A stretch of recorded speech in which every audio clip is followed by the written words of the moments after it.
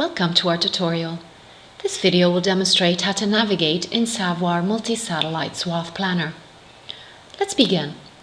First, let's talk about what can be done with the various mouse clicks.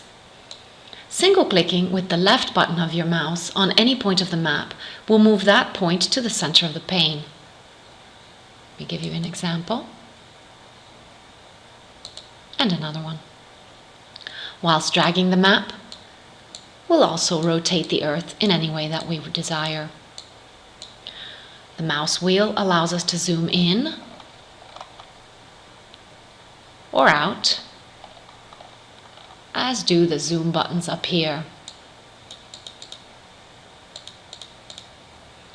Whilst clicking the Fit Window button here, at any time will always bring us back to the default view.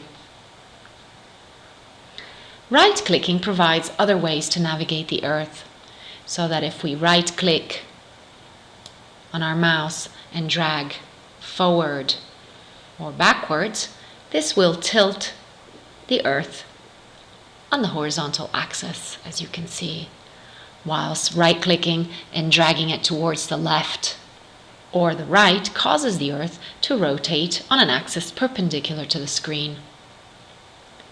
When you are zoomed in close at any given point, let's say Italy for instance, and we right-click again and pull back, you can actually see the Earth towards the horizon.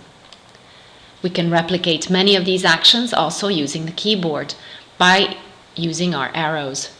So let me show you by pressing Fit Window once again. If I decide to do Control and up arrow, I am able to zoom away from the Earth, whilst Control and down arrow will zoom me in closer.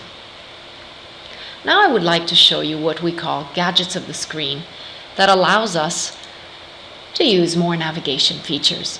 At the top left, you're able to view a display here, and this will show us various things. When I am with my cursor around the Earth, you can see on the display that the latitude and longitude are continuously updated, telling you the location of the cursor on the Earth at that moment.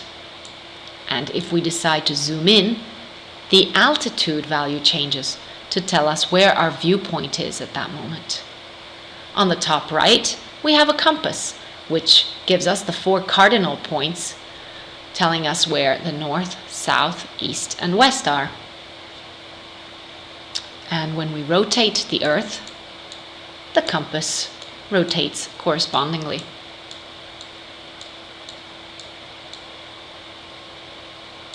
As you can see.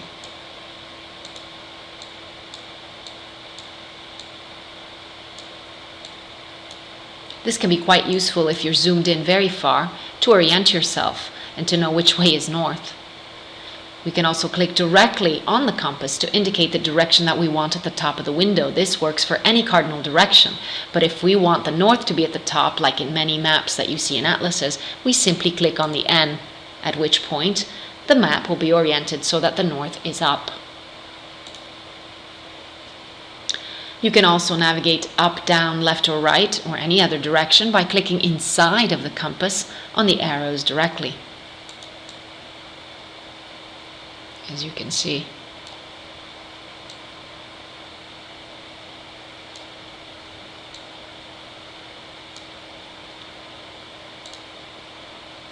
Another interesting and useful feature is the mini-map that we have here on the bottom right corner.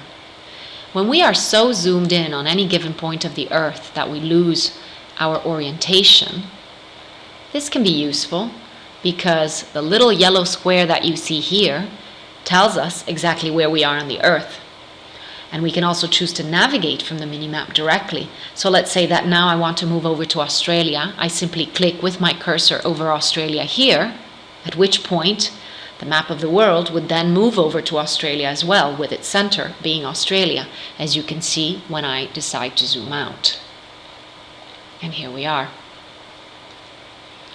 Another feature is the possibility to always fix the north direction towards the top of the window, so like in atlas maps, as I mentioned before. To do this, we go on the Edit menu here, we choose Properties, Camera, and then the North lock box. Click it, Give it the OK, at which point you see that a little lock appears on the compass, and when we try navigating, it will allow us to rotate the Earth, but always keeping the north locked at the top.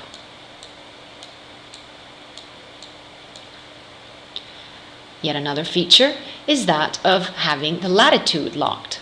So again, we go to the Edit, Properties, remove the north lock first, give it the latitude lock this time, click on the OK, and at which point this has an effect of always keeping the viewpoint at the same latitude when we navigate around. And this can be viewed in a clearer manner if we turn on the latitude longitude grid from here.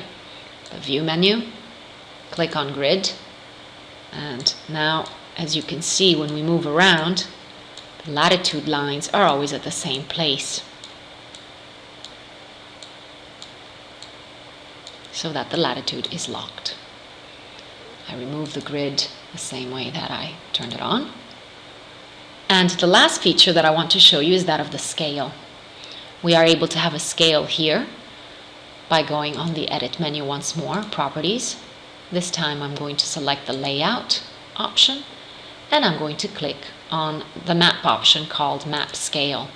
When I give it the OK, as you can see, if I decide to zoom in, the scale will appear at any given point of the Earth, and it will tell me the distance of the Earth at that very level when I've zoomed in, depending on my zoom in level, obviously. So that is all for the various features of map navigation in SaVoir. Thank you for your attention.